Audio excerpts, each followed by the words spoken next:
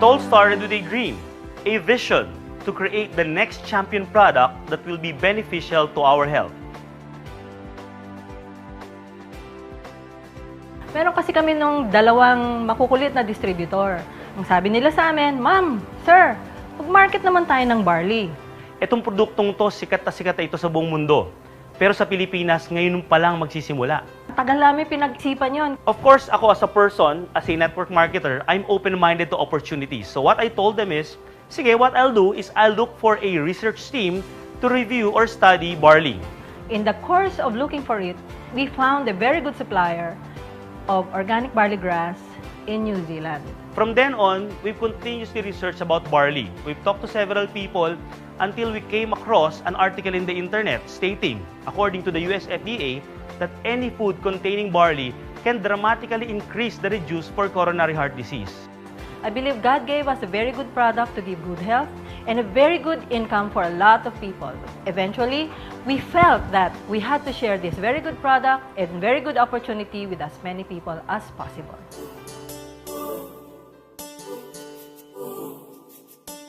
What I love about this business is that more than the profit, meron talagang rewards na mahirap i-describe.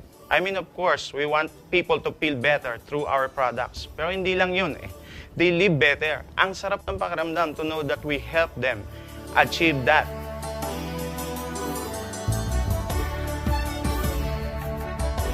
Hindi ko akalain na ipagbabago sa buhay ko. Nakuha ko lahat dito, yung dating salat kami sa financial. Ngayon masasabi ko na meron akong financial freedom. Bakit ko masasabi? Kasi yung dating sinusweldo ko kay Ma'am Minette na 1 week, 1 day nakukuha ko dito. At doon, nagdoble-doble ang income ko. At ngayon, mga gadget dito, pinamimigay ng Santay. Actually, napakaraming mga products ng iba't ibang companies na pwede kong i-take.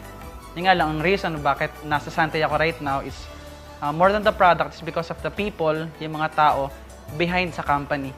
Kaya sa Santay, nakita ko yung sincerity ng company. Nakita ko yung sincerity ng mga distributors at ng mga tao behind this company.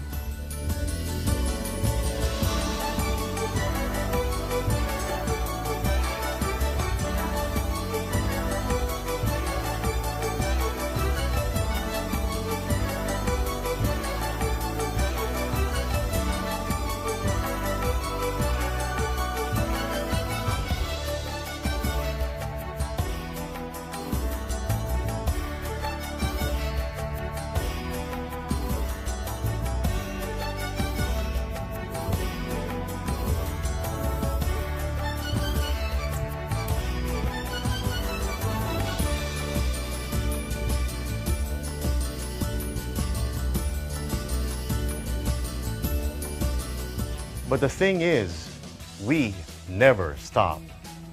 At the end of each day, at the end of every achievement, we remember our constant goal, and that drives us to keep on going.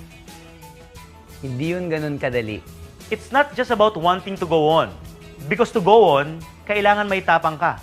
Tapang to take the next step forward.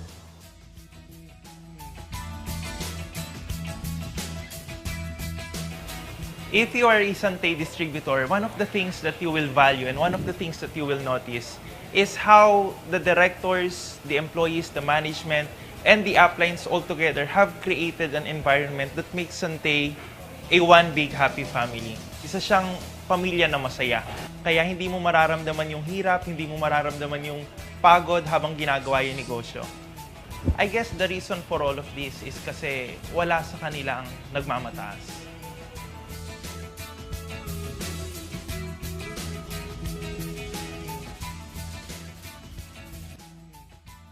Lahat ng bagay ay pwede mo makamit. Pero isa lang naman ang katapat ng bawat pagsubok na iyong haharapin. And that is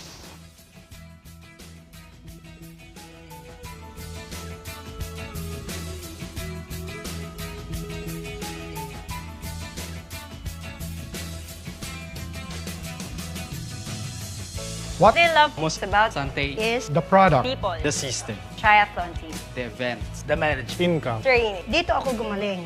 What I love most about Santay is, we work hard. But working hard is harder! Bye!